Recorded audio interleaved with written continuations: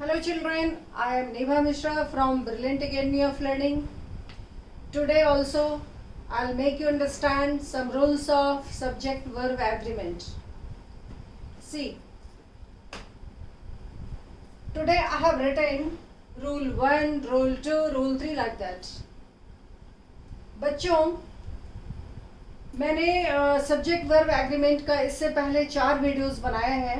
आप सभी वीडियो को सीक्वेंस में देखना और सीखना. सब्जेक्ट वर्ब एग्रीमेंट जो है ये इंग्लिश का बहुत ही इम्पोर्टेंट पार्ट है.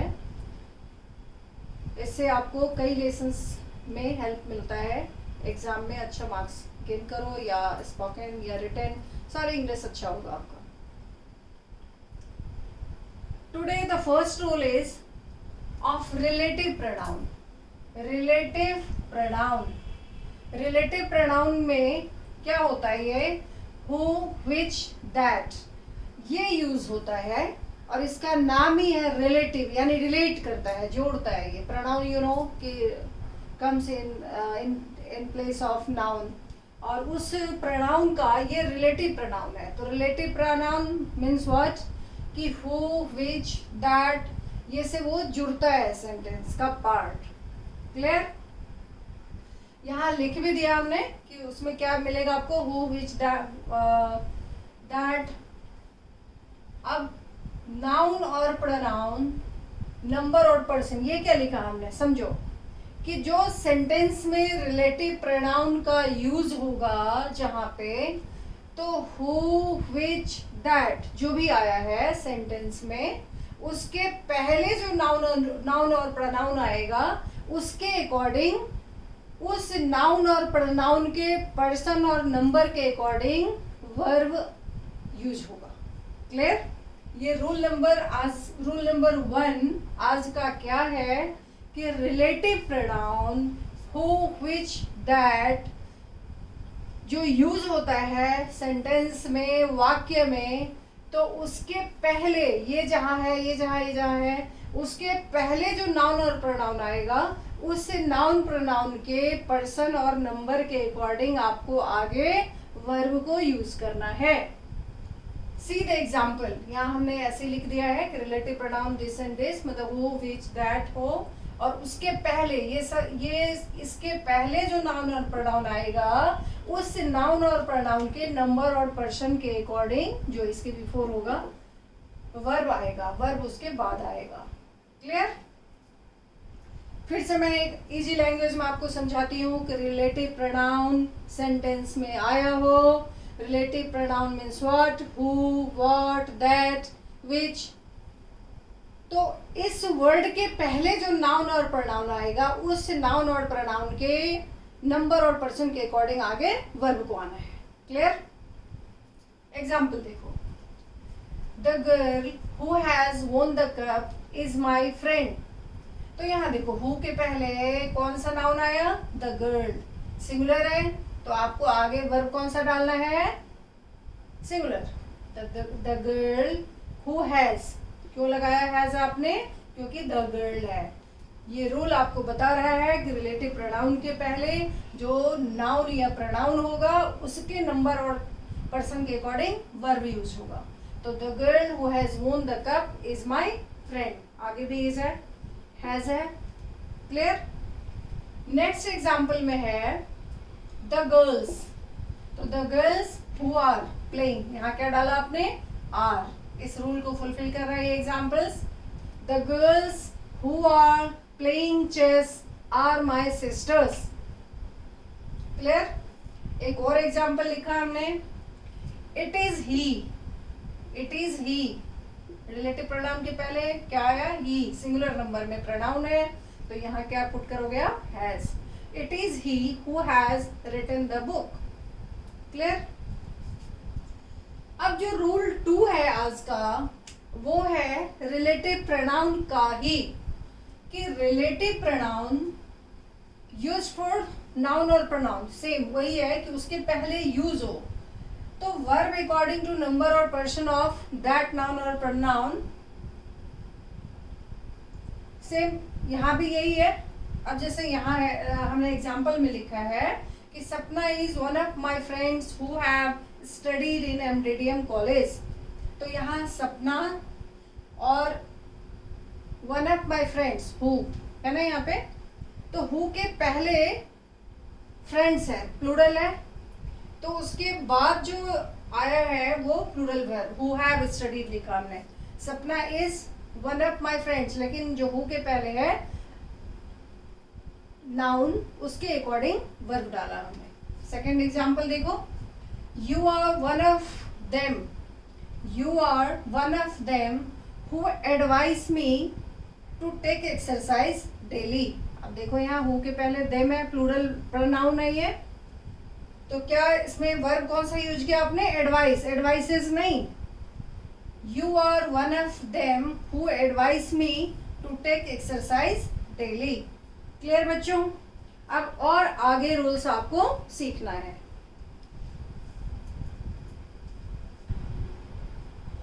बच्चों ये जो अभी का थर्ड रूल है वो आप देखो, यहाँ लिखा हुआ है कार्डिनल एडजेक्टिव्स। तो cardinal adjectives means what? 1 2 3 4 5 etcetera ये लगा हुआ हो तो दैट इज कॉल्ड कार्डिनल। और इस कार्डिनल एडजेक्टिव के बाद वन तो होगा नहीं, वन बुक हो जाएगा, ये तो सिंगुलर ही यूज होगा। तो चलो आगे हम लोग डिस्कस करेंगे उसमें 2 3 4 5 लाइक दैट। तो प्लूरल नाउन हो, उसके आगे क्या आना है? प्लूरल नाउन आना है। और वो प्लूरल नाउन जो हो वो सर्टेन अमाउंट को बताता हो, सर्टेन वेट को बताता हो। कार्डिनल एडजेक्टिव जो हो वो सर्टेन पीरियड को बताता हो, सर्टेन डिस्टेंस को बताता हो, सर्टेन हाइट को बताता हो। तो उस सब्जेक्ट अगर प्लूरल भी आएगा तो वर्ब कौन सा यूज होगा? सिंगुलर। क्या सीखा आपने? कि कार्डिनल एडजेक्टिव, कार्डिनल होता है नंबर्स का, 1 2 3 4 5 लाइक ये जो लगा रहता है, तो ये एडजेक्टिव की तरह यूज हुआ वो नंबर। और वो नंबर जो है plural noun certain amount, certain यानी निश्चित को बता रहा हूँ, तो उसके आगे जो वर्ब होगा वो कौन सा होगा? सिंगुलर होगा। See the example, 10 cardinal adjective है, रुपीज प्लूरल सब्जेक्ट है, बट यहाँ वर्ब क्या पुट किया आपने? सिंगुलर। तो यही देखना आपको, ये सर्टेन अमाउंट हो गया ना, सर्टेन अमाउंट है, कार्डिनल एडजेक्टिव है, but it is for certain कि 10 रुपीज। तो यहाँ रुपीज के अकॉर्डिंग हमें आर नहीं डालना, इज डालना है। ये रूल यही बता रहा है। नेक्स्ट एग्जाम्पल देखो, 5 किलोमीटर्स इज। अब 5 और ये तो प्लूरल लग रहा है, बट ये कार्डिनल एडजेक्टिव है और सर्टेन दूरी को बता रहा है, तो यहाँ आपको वर्ब कौन सा डालना है? सिंगुलर। तो 5 kilometres is not a long distance. Clear? Next example देखो, 2 quintals of weight is not enough for him. तो 2 क्विंटल्स ऑफ वेट है, ये प्लूरल है, कार्डिनल है, फिक्स सर्टेन अमाउंट के लिए बता रहा है, तो यहाँ इज का यूज होगा। एट द सेम टाइम अब इसी रूल के लिए है कि after cardinal adjective plural noun used as separate unit, यानी कार्डिनल हो, प्लूरल सब्जेक्ट हो, लेकिन वो सबके लिए सेपरेटली सबके लिए यूज हुआ हो, तो उस केस में वर्ब आपको प्लूरल डालना है। अब देखो इस एग्जाम्पल से क्लियर हो जाएगा। जैसे 500 rupees are to be distributed among the field workers. तो कार्डिनल एडजेक्टिव 500 रुपीज है, प्लूरल सब्जेक्ट है, तो यहाँ आर पुट किया आपने। क्यों आर पुट किया? क्योंकि to be distributed among the field workers, यानी सबको अलग अलग दिया जा रहा है, तो वहां आप क्या डालोगे? Plural verb. नेक्स्ट एग्जांपल देखो, 2 years have passed since she came here। तो 2 years have passed since she came here। तो यहाँ भी आपको देखना है 2 years have passed, है ना। तो ये कार्डिनल का जो रूल है एडजेक्टिव का वो समझ में आ गया होगा कि अगर फिक्स अमाउंट के लिए सिर्फ यूज हुआ है तो सिंगुलर, प्लूरल सब्जेक्ट होते हुए भी सिंगुलर वर्ब आएगा, और अगर cardinal adjective plural subject use separately तो फिर वहाँ पे प्लूरल सब्जेक्ट के साथ प्लूरल वर्ब आएगा, और दोनों में कार्डिनल एडजेक्टिव तो होगा ही होगा। अब और आगे रूल सीखो आप।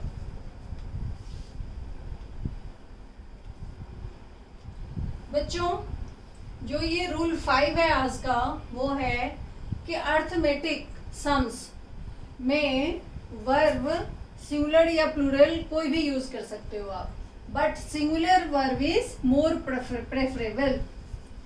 व्हाट डिड यू लर्न कि अर्थमेटिक सम्स में वर्ब जो होगा वो सिंगुलर यूज होगा सेंटेंस में। जब हम सेंटेंस बनाएंगे तो सिंगुलर या प्लूरल आप कोई भी दे सकते हो, करेक्ट होगा सेंटेंस, बट जो यूज में है वो सिंगुलर वर्ब ही मोर प्रेफरेबली यूज होता है।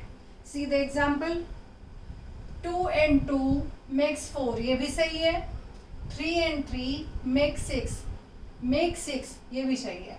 तो यहाँ makes भी सही है और make भी सही है, यानी ये एज ए सिंगुलर भी यूज हुआ, ये एज ए प्लूरल भी यूज हुआ। क्लियर? अब नेक्स्ट रूल जो है, इसमें बहुत सारा चीज आपको समझना है, आप इसको सीखो। यहाँ दिया हुआ है कि ए एन यानी आर्टिकल से सेंटेंस का बिगिनिंग हो और उसके आगे सिंगुलर कलेक्टिव नाउन हो। कलेक्टिव नाउन यू नो जो ग्रुप को इंडिकेट करता है, a bunch of keys, a fleet of ships, a flock of ship, a bunch of flowers, like that.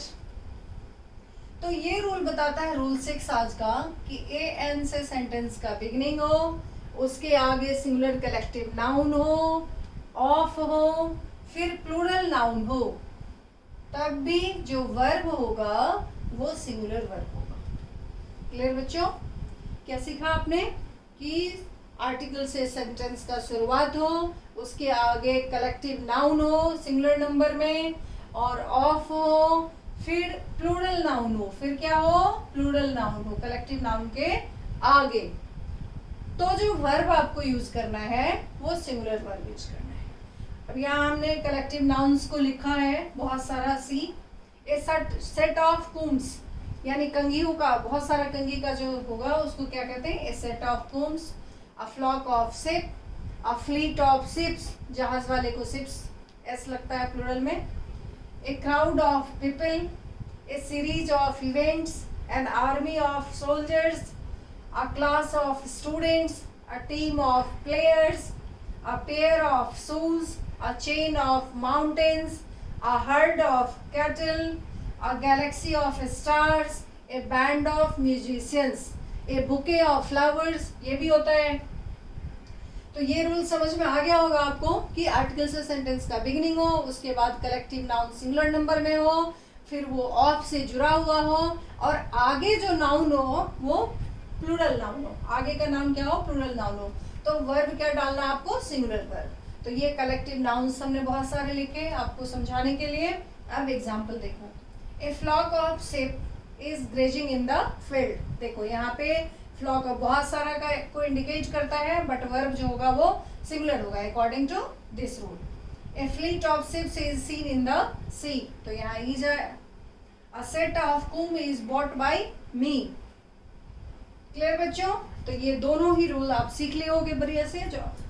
जो अभी तक हमने ऑल द 6 रूल्स समझाए आपको, ये सभी समझ में बढ़िया से आया होगा। अब इसके आगे और भी रूल्स।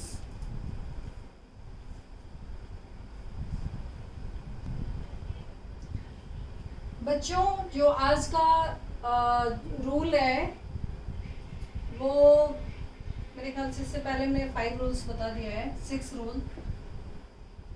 और ये 6 रूल है कि no articles, no plural forms, seems plural verb, seems plural in nature, seems plural, और उसके आगे वर्ब कौन सा आएगा, सिंगुलर वर्ब। क्या समझा आप लोगों ने कि नो आर्टिकल्स, अब जो मैं बता रही हूं उसके लिए, no articles, no plural forms, seems plural, लगेगा ये प्लूरल अपने आप में ही, यानी एस, ये नो आर्टिकल्स मतलब कि इसके शुरुआत में कोई आर्टिकल नहीं आ सकता। नो प्लूरल फॉर्म्स मतलब S E S I S के बाद के द्वारा इन सारे जो हमने लिखा है यहाँ पे उसमें प्लूरल फॉर्म उसको नहीं चेंज कर सकते। ये सिम्स प्लूरल लगता है प्लूरल की तरह, लेकिन जो वर्ब उसके साथ आएगा वो सिंगुलर वर्ब आएगा। क्लियर बच्चों? तो वो क्या है, यू कौन कौन सा ऐसा वर्ड है जो प्लूरल की तरह दिखता है लेकिन उसके आगे सिंगुलर वर्ब लगता है। और इन सारे जो जो हमने लिखा है अभी मैं बोलूँगी, डिस्कस करूँगी, तो इसमें हम ना तो प्लूरल फॉर्म SES IES लगा करके बना सकते हैं और ना ही उसके पहले आर्टिकल यूज़ कर सकते हैं। ये अनकाउंटेबल नाउन है। तो क्या क्या, सी एडवाइस, एडवाइस मीन्स होता है किसी को सलाह देना। तो advice, news, furniture, information, luggage, baggage, percentage, poetry, knowledge, dirt, dust, traffic, electricity, music, breakage, stationery, scenery, confectionery, pottery, bakery, crockery, behaviour, armour, ये सारे जो है used as singular uncountable noun. इसका यूज किस में होता है, सिंगुलर अनकाउंटेबल नाउन की तरह, और उसके आगे जो वर्ब आएगा वो सिंगुलर है। समझ गए बच्चों? सब आप एक एक नोट कर लो। अब मैं इसका यूज सेंटेंस में समझाती हूँ तो आपका जो कंसेप्ट है वो और क्लियर होगा। सी, जैसे यहाँ लिखा हुआ है ऑल द लगेज, तो यहाँ ऑल भी है, लगेज भी है, but the verb is singular. क्यों? तो यही रूल है कि ये सब जितने भी हमने लिखा है अभी यहाँ से यहाँ तक, ये सारे सिंगुलर अनकाउंटेबल नाउन की तरह यूज होता है। Next, her knowledge of English is perfect. तो her knowledge of English, knowledge is perfect. News, अब देखो ये तो प्लूरल की तरह लगता है, news given by you is true. Clear बच्चों? तो ये सभी आप ध्यान से सीखो और इसके आगे और रूल समझाते हैं हम आपको, नोट डाउन करो।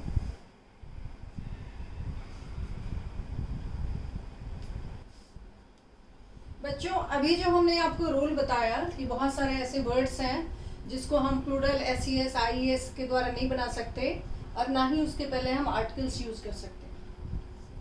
तो ऐसे जो है उसमें से कुछ हमने लिखा है कि उसको एज ए प्लूरल आप कैसे बनाओगे। सी, जैसे सिंगुलर अनकाउंटेबल में क्या सेंस होगा, सिंगुलर सेंस क्या होगा और प्लूरल सेंस क्या होगा। तो जैसे इंफॉर्मेशन है तो हमने बताया कि इसके आगे सिंगुलर वर्ब ही यूज करना आपको। तो अब उसको प्लूरल होगा तो प्लूरल में कैसे बताएंगे, प्लूरल सेंस में देखो, सिंगुलर में पीस ऑफ इंफॉर्मेशन लिख सकते हैं और प्लूरल में पीसेस ऑफ इंफॉर्मेशन लिखेंगे। आइटम के साथ भी, सॉरी न्यूज के लिए एन आइटम ऑफ न्यूज लिखेंगे सिंगुलर सेंस में, और items of news plural sense में। A piece of work singular sense, pieces of work plural sense. A heap of rubbish singular sense, heaps of rubbish plural sense. A speck of dust singular sense, specks of dust plural sense. Item of an item of furniture singular sense, items of furniture plural sense. A bit of knowledge singular sense or bits of knowledge plural sense.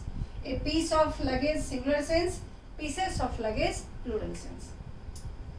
अब ये जो next rule है rule 7, अब यहाँ पे ये rule क्या बता रहा है कि एस एंडिंग, एस से एंड कर रहा हो, S ending nouns seems plural, कि एस एंडिंग नाउन्स, नाउन होगा जो एस उसके लास्ट में लगा है वो सिम्स लगेगा प्लूरल की तरह, लेकिन उसके साथ जो वर्ब यूज होता है वो सिंगुलर होता है। सी, अब वो किस किस में, तो बहुत सारे डिजीजेस का नाम है, बहुत सारे स्पोर्ट्स का नेम्स है, बहुत सारे सब्जेक्ट्स का नेम्स है, बहुत सारे बुक्स का नेम है। तो ये सभी बहुत सारे स्टेट्स, बहुत सारी कंट्रीज का नेम्स ऐसा है जो एस से एंड हो रहा है, लेकिन उसके साथ हम सिंगुलर वर्ब ही यूज करते हैं। तो देखो जैसे बुक्स के सब्जेक्ट्स नेम हमने अभी यहाँ लिखा है, नेम्स ऑफ सब्जेक्ट, ऐसे ही मैं एक एक चीज बताऊंगी आपको। मैथमेटिक्स है, physics, economics, civics, ethics, statistics, phonetics, linguistics. तो ये सभी एस से एंड कर रहा है और seems plural, but noun but it is singular noun. Verb will be singular, like that, like this. See, mathematics is not an easy subject. तो mathematics is singular verb लगाया आपने. इसी तरह से और भी बहुत सारा है. अब और आगे देखो कि ये रूल और आगे कैसे फुलफिल होगा सब्जेक्ट्स में, कहाँ कहाँ पे एस एंडिंग के साथ आप सिंगुलर वर्ब यूज करते हो.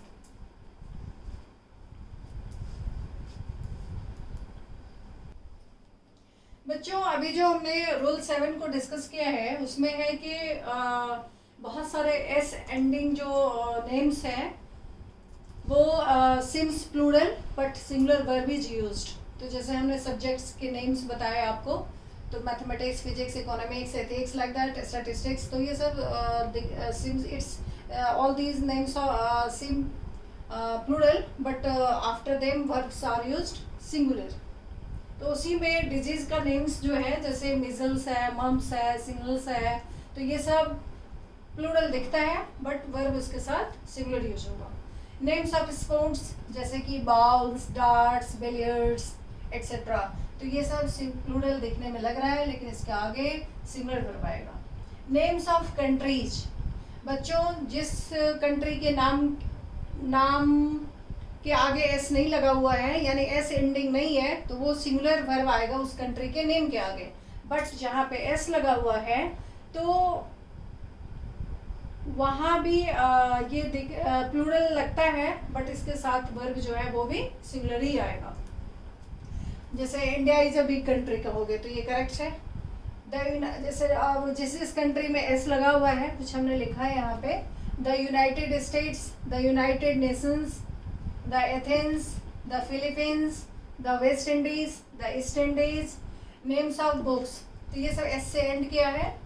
अब कुछ किताब का नाम है जो एस से लास्ट एंड होता है, जैसे द राइवल्स है, द अरेबियन नाइट्स है, लैम्स टेल्स फ्रॉम शेक्सपियर है, सोहराब एंड रुस्तम है, द लायंस है.